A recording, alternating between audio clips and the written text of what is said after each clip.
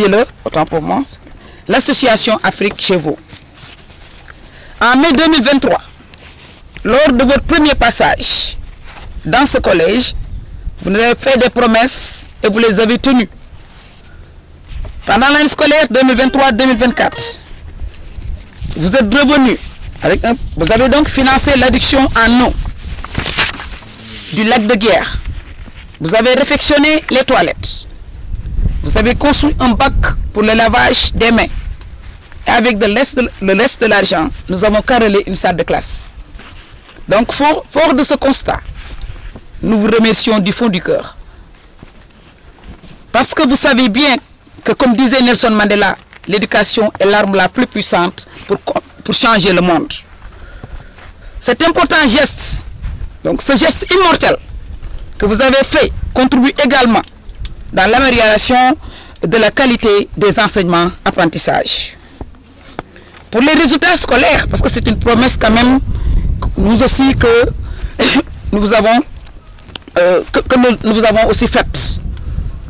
Donc, pendant l'année scolaire 23-24, en classe de 6e, sur 50 élèves, nous avons un redoublant. Et c'est un élève qui était malade, qui était toujours à l'hôpital, qui faisait des rendez-vous aller-retour de Dakar à Djelerlo. Nous avons un redoublant en 5e sur 46 élèves, soit donc 97% en 5e et 98% de réussite en 6e. 3 redoublants en classe de 4e sur 37 élèves, soit 81% de réussite. En classe de 3e, sur 37 élèves, 5 seulement n'ont pas la moyenne. Donc ça fait 86% de réussite. Et pour le BFM, sur les 37 candidats composés, nous avons un taux de réussite de 64%. Nous avons cette année encore à faire de meilleurs résultats. Donc nous vous remercions vraiment infiniment. Et c'est ça seulement qu'on avait à vous dire. Merci encore une fois. Mais aussi merci aussi à vos représentants.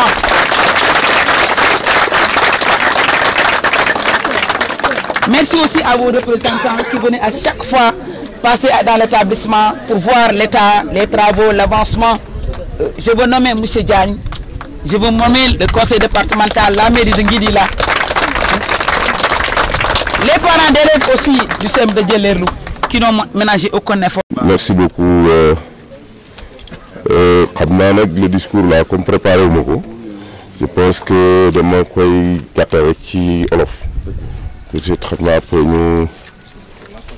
nous traduire l'enco. Le président du conseil départemental, M. Issa Diagne, avec délégation avec la principale, Madame Fall, avec mbokki Djelerlo yëpp, le chef de village, ak mboolem koo xam ne teew nga ci jotaay bi.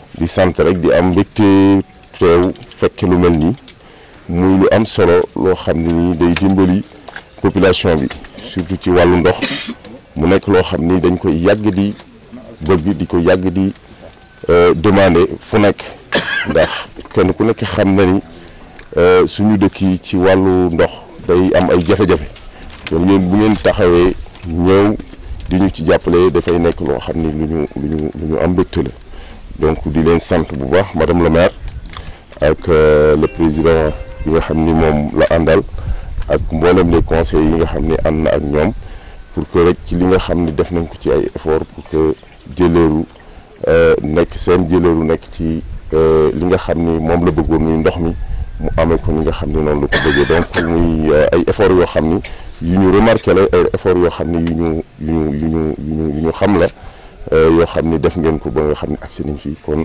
ñu ngi leen di remercier bu baax di leen sant di leen gërëm. Le président du département qui nous accueille dans le département, le chef de village de Nguidila, la principale de collège Madame Fall, Aram Faldian, et l'ensemble des professeurs et des élèves. Je suis très ravi de partager ces moments avec vous parce qu'il y a 1 an et demi, c'était très douloureux quand on est venu ici pour écouter les doléances de Madame la principale. Dieu merci, au retour de la France, un appel à projet était destiné aux établissements scolaires. Un appel à projet venant de Adour-Garonne, l'agence de l'eau Adour-Garonne, qui avait mis des fonds pour les centres de santé et les établissements scolaires. Et quand on a vu cet appel à projet, on s'est engouffré dessus avec l'inspection académique et l'ensemble des services de l'État pour nous produire un dossier. Mais comme l'urgence, le faisait partie, Djeller faisait partie, on a mis Djeller parce que j'étais déjà ici et j'avais répertorié tous les mots de ce collège. Et là,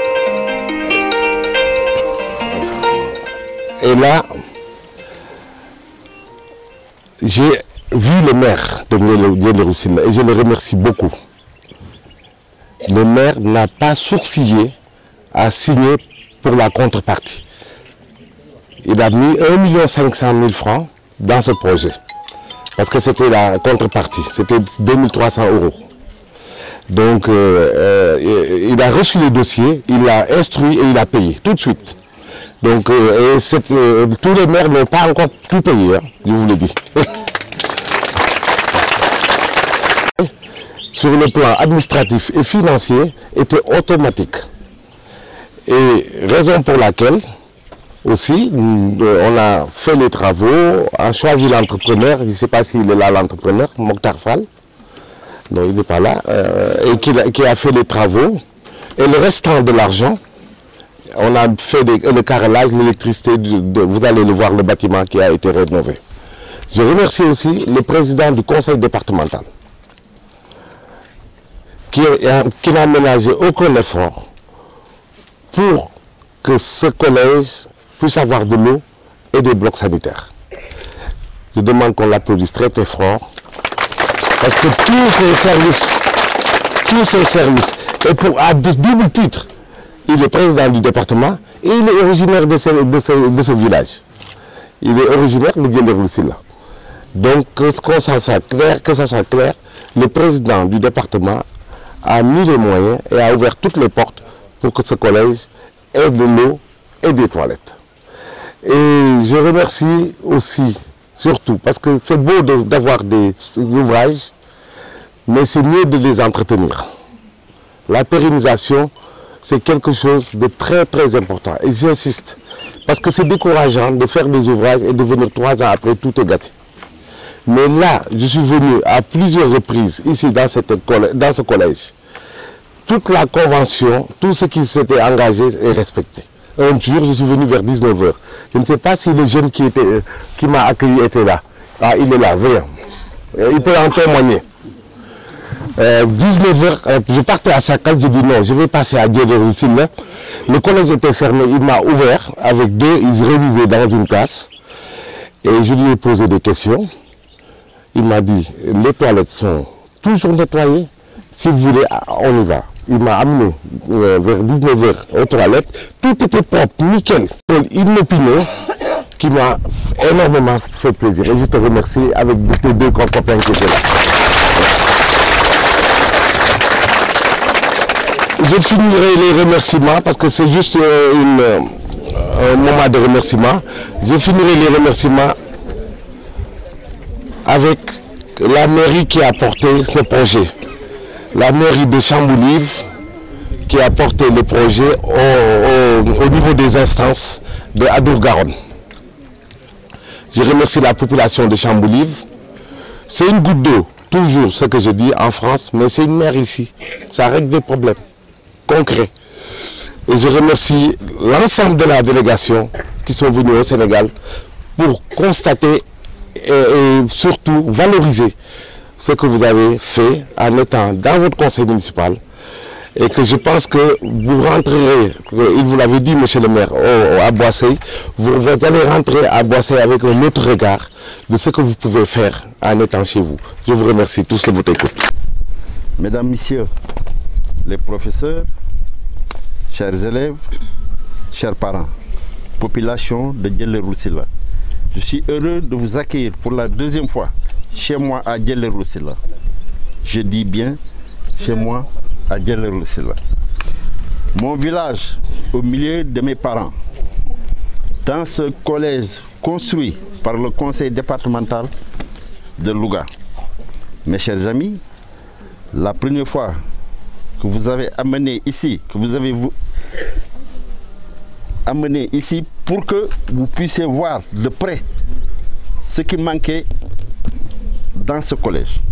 Et après avoir écouté Madame la principale, les élèves, les professeurs et les parents d'élèves, vous avez pris des engagements que vous n'avez pas tardé de concrétiser et de fort belle manière. Donc, comme vous le voyez, le collège est éloigné des habitants.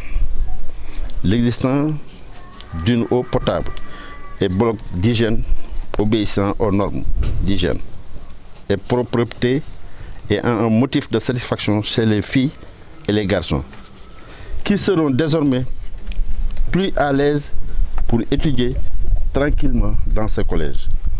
Mes chers amis français, mes chers amis partenaires, Monsieur le Président de l'Afrique, chez vous, on vous remercie pour toujours. Donc, fii mooy suma dëkk fii moo tax ma nekk moo tax fii moo tax ma exister. Sénégal yaatu na fii rek laa fi moom Djeleeru rek laay moom. Je suis le président du conseil départemental. Je suis député au conseil des collectivités territoriales. Autant de postes. Mais chef de village, fii rek laa koy nekkee ci Djeleeru. Kon nag bi Yàlla defee jàmm ci ay jamono il faut ñu indi tuuti historique bu njëkk dañ ma ne ko kon naa ci taxaw waxuma la CEM bi mais amuñu woon autorisation pour Louga pour Djeleeru am CEM. On n'avait pas d'autorisation. J'étais obligé d'aller à Louga pour étudier. Je me suis battu pour que le ministère signe l'autorisation. Ma yónnee ko yott si la ñu ni Djeleeru si la léegi dañ fay créer un CEM. Donc c'est le président moo liggéey loolu bi ñu autorisé ba pare ñu àbb ay ñaari salle de classe ci école élémentaire bi ma ni loolu daal ñun duñ ko seetaan ma leen daggal leen ma ab àll fii ci Djeleeru ñu dagg ko ma defal leen ñetti salle de classe defe naa karalal leen ko ngeen commencé bi ngeen commencé mu icciwaat fond ñëw gis nga àll bi lépp mu clôture leen ko ba mu àgg bu ma xoolee CEM bi monsieur Issa CEM bi bokk na ci CEM yi gën a rafet nag ci fi ma jaaragul ci département. Bon ba lii lépp ñëw suma xarit Mbargane Thiam am benn projet moom it Mbargane comme maa ngi liggéey ak moom ñu waxtaan mu defal ma fi ñaari salle de classe yi bu ma xoolee CEM bi tey lenn laa gis moo fi manqué ay garab yi ndox bee taxoon waaw ñu gaaw ñu def ko gis naa terrain bi mi ngi fi donc yéen li ma leen di wax mooy ñu defal leen fi benn terrain mini basket pour les jeunes filles et les...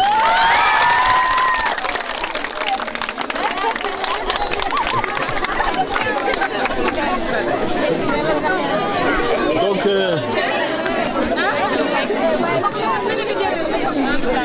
bi nga xamante ne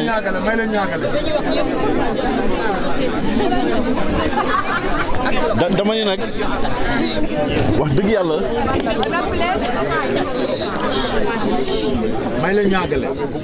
wax dëgg yàlla kuy xalam nag di ci jaayu barke ba yaay borom loolu la ñu wax mënu ma nekk dans le département di tabax collège yi di tabax CEM yi di tabax lycée yi di bàyyi sama dëkk mu ci des ginnaaw man du ma ko nangu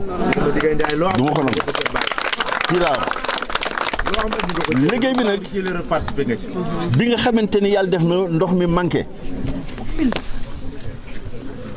mi manqué bloc defoon naa fi ay toilettes mais c'était pas suffisant yàlla def na Issa Diagne suma xarit Afrique chez vous ñëw tàllal ma loxo ndax liggéey bu nga xam ne mi ngi koy liggéey ak sunu partenaires yi ñoom mënuñu dugg dans le département te déggoowul ak le président du conseil départemental ndax président départemental bu signéwul tubaab yi duñ ñëw mu ñëw exposer ma le problème de Afrique chez vous ou Afrique chez nous bi mu ñëwee ñu waxtaan moom it mu nekk ku set loxo ni mu ko bëggee ma recevoiral ko tubaab bi ñu bokk waxtaan def lépp ñu signé accord pour ñu commencer liggéey ci département ma ne ko nag waaye nag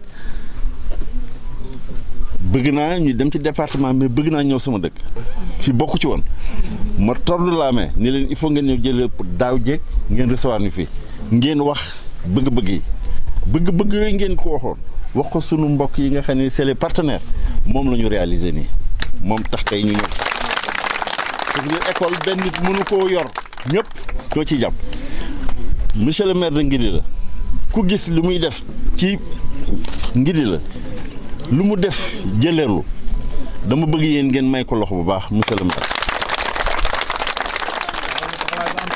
nit bu gisee lu baax na ko wax dana tax mu gën a jàpp moom it ci école bi dina ci gën a jàpp par exemple fond boobu mu génne bi ñuy commencé moom mooy maire Ngidila dañ ko ni il faut nga dugal sa loxo mu dugal ci loxoom jàppale waale tubaab bi jàppale waale ma jàppale waale Issa Diagne ba tey lépp sotti te lekk li ci def nag mooy yeneen yi ngeen bëgg ngeen waxtaan ak sunu papa yi sunu yaay yi seen maam yi ni leen yàlla def na président conseil départemental fii la dëkk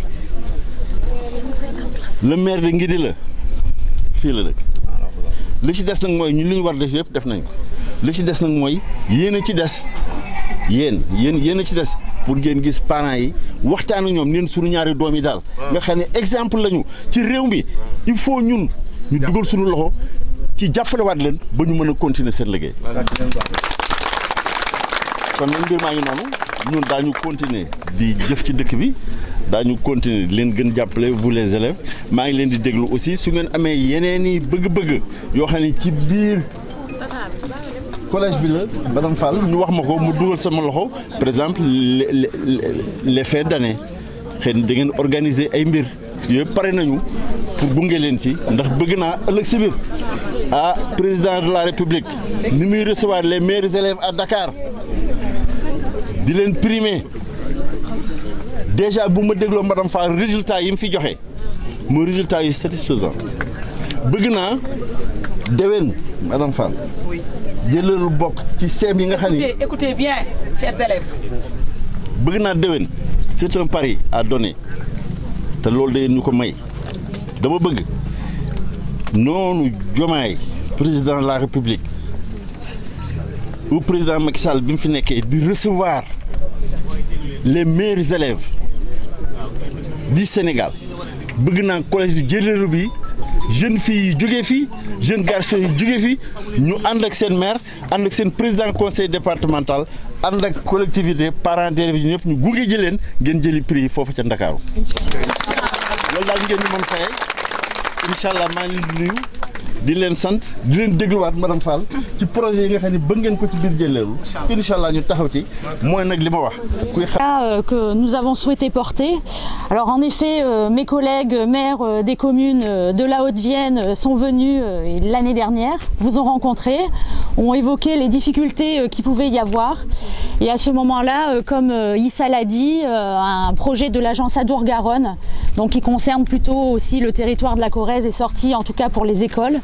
Et pour nous, petite commune de Chamboulive, 1200 habitants, donc on est tout petit, mais on peut faire aussi des choses importantes en tout cas. Il était important en tout cas de pouvoir répondre à cette demande et à ce besoin. Parce que pour nous, l'accès en tout cas au sanitaire et l'accès à l'eau est un droit fondamental. Il est important en tout cas dans les établissements scolaires parce qu'il répond aussi à l'amélioration de l'apprentissage pour les élèves. Il répond aussi à la santé, il répond à l'environnement, il répond à beaucoup de choses. Et en tant que citoyen du monde, c'est ce que je me dis toujours en tout cas, et c'est comme ça que je l'ai présenté à mon conseil municipal, il était important de répondre à ça parce qu'on est tous citoyens du monde et nous avons tous les mêmes droits. Et venir aujourd'hui est important pour nous, en tout cas pour pour vous rencontrer, pour partager tout ça avec vous. C'est un immense bonheur pour nous.